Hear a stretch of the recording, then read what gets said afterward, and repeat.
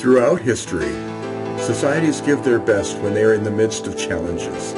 They rise to the occasion.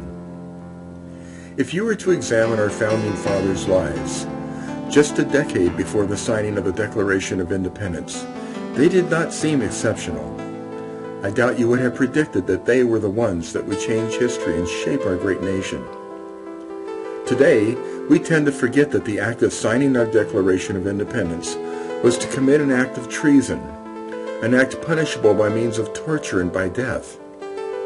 It was a move fraught with danger, so much so that the names of the signers were kept secret for 6 months. They were risking everything, and they knew it. That is the meaning of the Declaration's last sentence.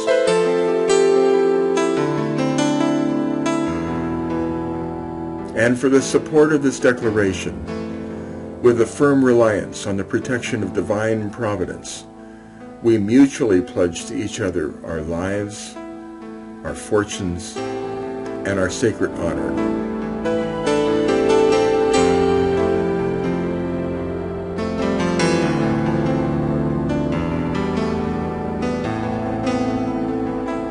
What kind of men were they? 25 were lawyers or jurists. 11 were merchants. 9 were farmers or large plantation owners. 4 were doctors. 1 was a teacher. 1 a musician. And 1 was a printer.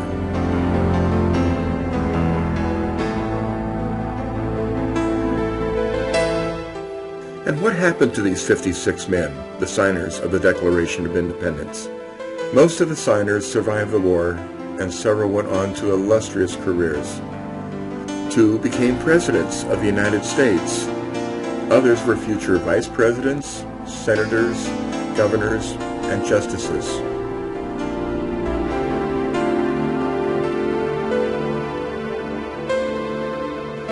But all were not so fortunate. 9 died during the Revolution and never tasted American independence. 5 were captured and tortured, others wounded, and some lost their sons. 18 had their homes and estates looted and burned. Some lost everything they owned and died as paupers. So you can see, our lives, our fortunes, and our sacred honor was not just rhetorical.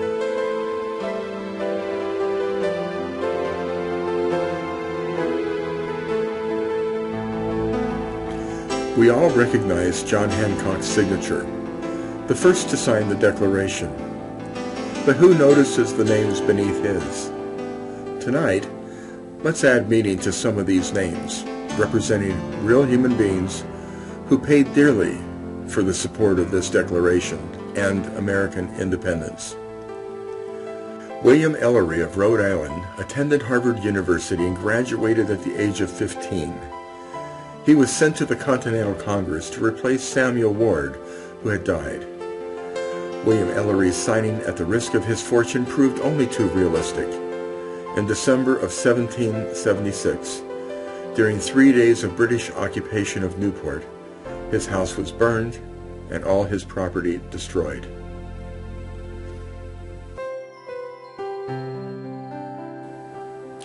Richard Stockton, a New Jersey State Supreme Court justice, rushed back to his estate near Princeton after signing the Declaration of Independence to find that his wife and children were living like refugees with friends.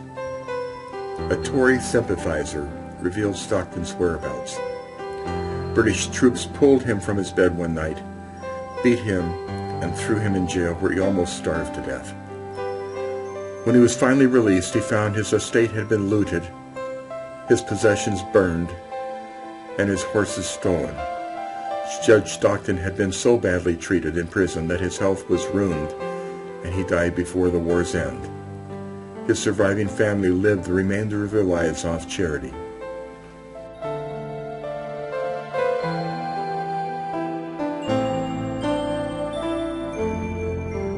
Vandals or soldiers, or both, looted the properties of George Clymer, Dr. Lyman Hall, Benjamin Harrison,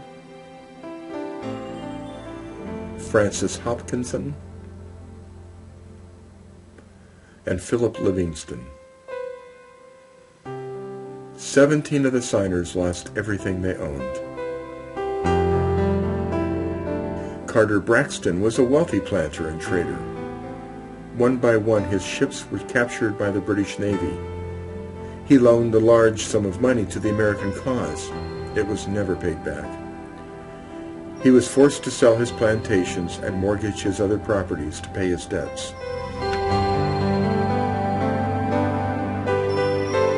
Thomas McKean was so hounded by the British that he had to move his family constantly. He served in the Continental Congress without pay and kept his family in hiding. Thomas Hayward Jr., Edward Rutledge, and Arthur Middleton, all of South Carolina, were captured by the British during the Charleston campaign of 1780. They were kept in dungeons at the St. Augustine prison until they were exchanged a year later.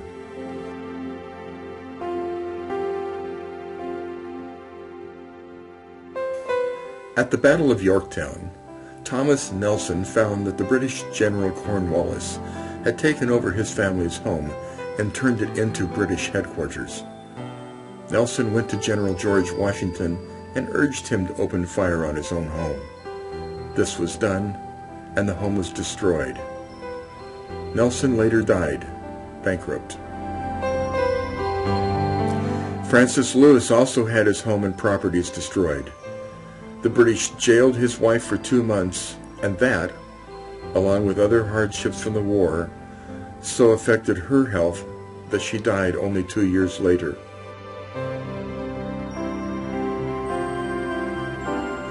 Honest John Hart, a New Jersey farmer, was driven from his wife's bedside when she was critically ill. Their 13 children fled for their lives. Hart's fields and grist mill were laid waste. For over a year, he eluded capture by hiding in nearby forests.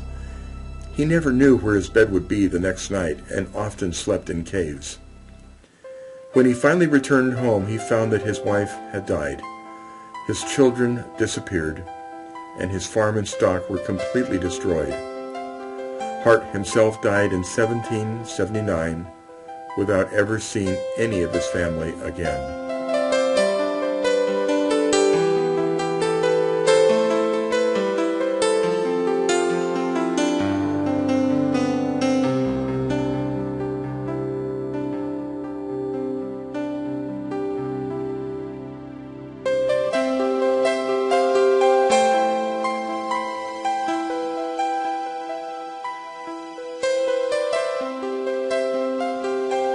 And it was not just the signers of the Declaration that paid a price for our independence. The British were winning, mostly because they had gold and were able to buy the supplies they needed. The American troops didn't have gold, and their script, their money, was worthless. This imbalance caused Congress to make a suggestion, and I'd like you to think about how you would respond to this suggestion. They said, if you care about America, if you care about freedom, burn your shops and all their contents. Burn your fields and all your crops.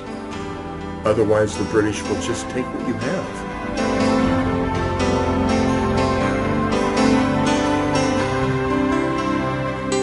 Thousands of Americans walked into their shops of livelihood, poured kerosene, lighted the match, and walked away into difficult financial times.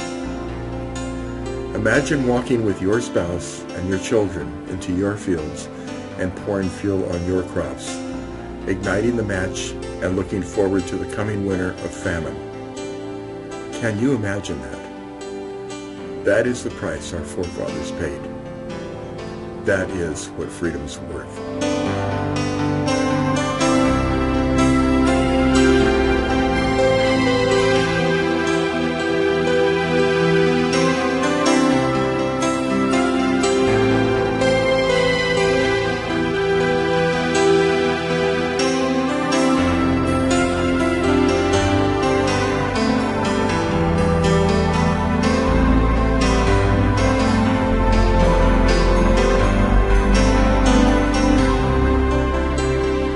freedom isn't free. Every generation faces challenges. We are facing one now. What we do today will determine if you will be a poor American, a mediocre American, or an American. And whatever you are, your children and grandchildren will be too. Make the right choice, because whatever choice you make will make you and will make America.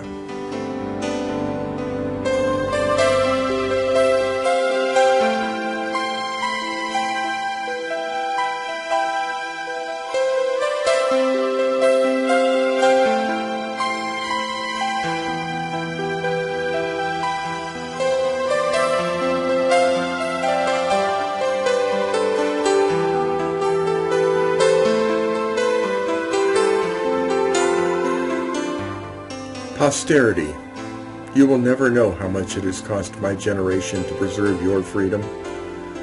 I hope you will make good use of it. John Adams.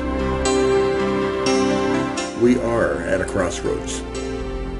What is the price you will pay to preserve America?